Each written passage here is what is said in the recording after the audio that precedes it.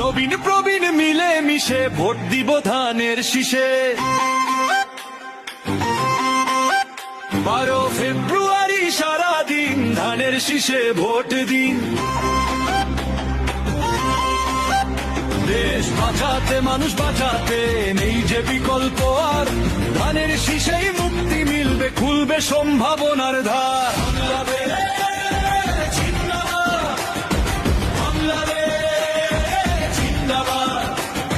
শহীদ জিয়ায় অমর হোক, অমর হোক। নবীন প্রবীণ মিলে মিশে ভোট দিব ধানের শীষে।